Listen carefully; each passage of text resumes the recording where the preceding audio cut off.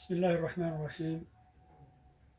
إن الحمد لله نحمده ونستعينه ونستغفره ونعوذ بالله من شرور أنفسنا ومن سيئات أعمالنا.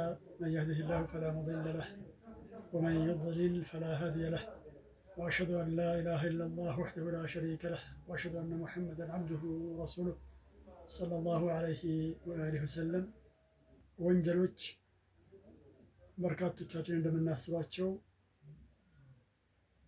መዘዝን የማያስከትሉ አይደሉም። መዘዞችን ያስከትላሉ፣ ዋጋ ያስከፍላሉ።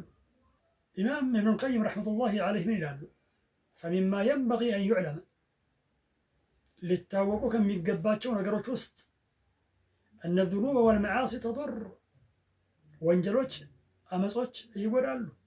ወላ ቡድ፣ ይህ ደግሞ ቅሮት ያለው ነገር አይደለም፣ ግድ ነው። ወአነ ضررها في القلب كضرر السموم في الأبدان፣ የእሷ ጉዳት ቀልብ ላይ፣ የአመጾች ጉዳት ቀልብ ላይ ልክ መርዞች አካል ላይ ያላቸውን አይነት ጉዳት ነው። አለ እክትላፊ ደረጃቲሃ ፊ ضرر፣ ከጉዳቱ አንጻር የተለያየ ደረጃ ያላት ከመሆኗ ጋር ኢማም ኢብኑል ቀይም ረሕመቱላሂ ዐለይህ የወንጀል ቅጣቶችን በሰፊው በሁለት መክፈል እንደሚቻል ያስተምራሉ። ሸርዒ እና ቀደሪ። ሸርዒ ተብሎ የሚባለው አላህ ተባረከ ወተዓላ በአመፀኞች ላይ እንዲፈጸም ያዘዘው ቅጣት ነው። ለምሳሌ የገደለ ይገደላል፣ ሸርዒ ተብሎ ይባላል እንዲህ አይነቱ ቅጣት። ሌላኛው ቀደሪ ይባላል። አላህ ስብሓነሁ ወተዓላ የወሰነ ነው በአመፀኞች ላይ እንዲመጣ እንዲሆን። ኢማም ኢብኑል ቀይም አያይዘው ይላሉ ሸርዒ የሆነው ቅጣት ተግባራዊ በማይሆንባቸው አካባቢዎችና ወቅቶች ላይ ቀደሪ የሆነው ቅጣት ይበዛል። አላህ ስብሓነሁ ወተዓላ ይመልሰንና። ለዚህም ነው እኮ የአላህ ስብሓነሁ ወተዓላን ቅጣት በመካከላችን ቀጥ የሚያደርግ ተግባራዊ የሚያደርግ በጠፋ ጊዜ ቀደሪ የሆነ የአላህ ስብሓነሁ ወተዓላ ቅጣት በሰፊው ይታያል፣ እየታየ ያለው ጭንቀት፣ እንቅልፍ ማጣት፣ የበሽታ ብዛት የመሳሰሉ ነገሮች፣ እነዚህ ሁሉ ቅጣቶች ናቸው፣ የአላህ ተባረከ ወተዓላ ቅጣቶች ናቸው። ጠይብ ኢማም ኢብኑል ቀይም ረሕመቱላሂ ዐለይህ አዳእ ወደዋ የተባለ ምርጥ ኪታባቸው ላይ የወንጀል መዘዞችን ይዘረዝራሉ። ከነዚህ ውስጥ በጣም ጥቂቶቹን ብቻ እንመለከታለን። አንደኛው ሒርማኑል ዒልም ነው። የወንጀል ባለቤቶች ዒልምን ይከለከላሉ። የኪታብና የሱናን ዒልም ይከለከላሉ። ሸሪዓዊ እውቀትን ይከለከላሉ። ምክንያቱም ሸሪዓዊ እውቀት ዒልም አላህ ስብሓነሁ ወተዓላ በባሮቹ ልቦና ውስጥ የሚያደርገው ብርሃን ነው። ይህ ብርሃን ደግሞ ከአመፅ ጋር አብሮ መሄድ አይደለም። ሁለተኛው ኢነል መዕሲየተ ቱሪሱ ዙል፣ አመፅ ውርደትን ታወርሳለች። የአመፅ ባለቤቶች ወራዶች ናቸው። የውሸት ባለቤቶች፣ የዝሙት ባለቤቶች፣ የሌሎች አመፆችን ባለቤቶች የተዋረዱ ናቸው። አላህ ስብሓነሁ ወተዓላ የተከበረው ቁርአን ላይ ምን ብሏል? መን ካነ ዩሪዱ ልዕዘተ ፈኢነ ልዕዘተ ሊላሂ ጀሚዓ፣ ልቅናን የሚፈልግ ልቅና በአጠቃላይ ለአላህ ተባረከ ወተዓላ ነው። ስለዚህ እሱ ዘንድ ነውና ያለው፣ እሱም በመታዘዝ ልትፈልገው ይገባል። ነቢዩ ሰለላሁ ዐለይሂ ወሰለም ሐዲታቸው ላይ ምን ብለዋል? ወጁዒለት ዙላ ወሰጋር፣ ውርደት እና ትንሽነት ተደርጋለች ዐላ መን ኻለፈ እምሪ፣ የኔን ትእዛዝ በተጻረረ ላይ። አንድ ሰው የመልእክተኛውን ትእዛዝ እየተጻረረ የተከበረ ሊሆን ከቶውንም አይታሰብም። ሌላኛው አልመዓሲ ተዝረዑ አምሳለሃ፣ አመጾች አምሳዮቿን ታበቅላለች። ጠዋት ላይ የተሰራው አመፅ ከሰዓት ሌላን ጎትቶ ያመጣል።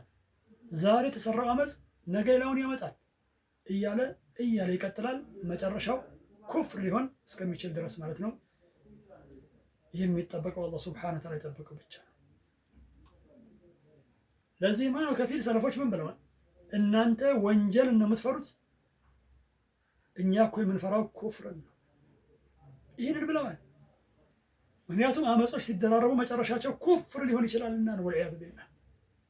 ስለዚህ ጥንቃቄ ያስፈልገዋል። በል ለወንጀል ይሄ ይበቃ ነበር ብለው ይላሉ።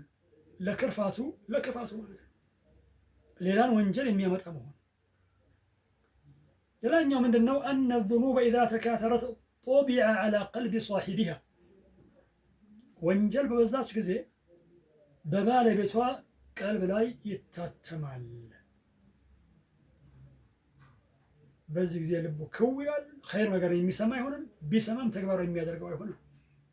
አላህ ሱብሓነሁ ወተዓላ ከከለከላቸው ነገሮች የሚርቅም አይሆንም። ከላ በል ራነ ዐላ ቁሉብሂም ማ ካኑ የክሲቡን፣ የሰሩት የነበረው ነገር እኮ ነው በልቦቻቸው ውስጥ ራንን የፈጠረው፣ ሽፋንን የፈጠረው፣ ግርዶን የፈጠረው። አላህ ሱብሓነሁ ወተዓላ የተከበረው ቁርአን ላይ ግልጽ እንዳደረገው ከዚህ በኋላ ነገሮች የከበዱ ይሆናሉ። መመለስ የከበደ ይሆናል። የልብ መለስለስ የከበደ ይሆናል። አላህ ሱብሓነሁ ወተዓላ ይመልሰንና፣ ስለዚህ ጥንቃቄ ያስፈልገዋል። ልብ ክው ካለ መመለሻው ሩቅ ነው። ثم قست قلوبكم من بعد ذلك فهي كالحجارة أو أشد قسوة وإن من الحجارة لما يتفجر منه الأنهار وإن منها لما يشقق فيخرج منه الماء وإن منها لما يهبط من خشية الله وما الله بغافل عما تعمل። ልቦች አንዳንዴ ከድንጋይም በበረታ መልኩ ይደርቃሉ። በዚህ ጊዜ መመለሻቸው ሩቅ ነው የሚሆነው። አላህ ሱብሓነሁ ወተዓላ ይዘናል። ወንጀሎችን አቅለን ልንመለከት አይገባም። ይሄ የአማኞች መገለጫ አይደለም፣ የአማኞች ባህሪ አይደለም፣ የሙናፊቆች መገለጫ እንጂ። የነቢዩ ሰለላሁ ዐለይሂ ወሰለም ባልደረቦች ግልጽ እንዳደረጉት አማኞች ወንጀልን የሚመለከቱት አግዝፈው ነው። ሙናፊቆችሳ ቀላል አድርገው ነው። ልክ አንድ ዝንብ በአፍንጫቸው ላይ እንዳረፈና ከዚያም እጃቸውን አወዛውዘው እንዳባረሩት ወንጀልን አቅልሎ መመልከት ብዙ መዘዝን ያስከትላል። ለዚህም አላህ ሱብሓነሁ ወተዓላ የተከበረው ቁርአን ላይ ምን ብሏል? ወተሕሰቡነሁ ሀይነን ወሁወ ዒንደላሂ ዐዚም።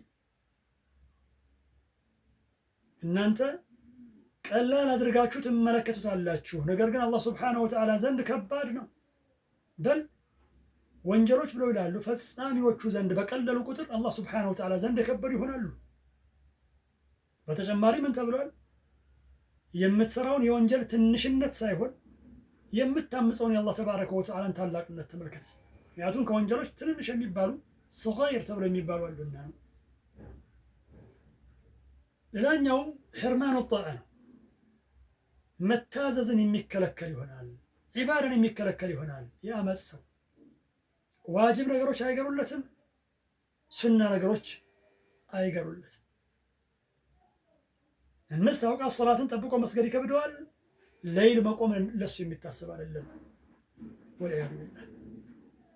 ወላሁ ተዓላ አዕለም። ወሰላሙ ዓለይኩም ወረሕመቱላሂ ወበረካቱሁ።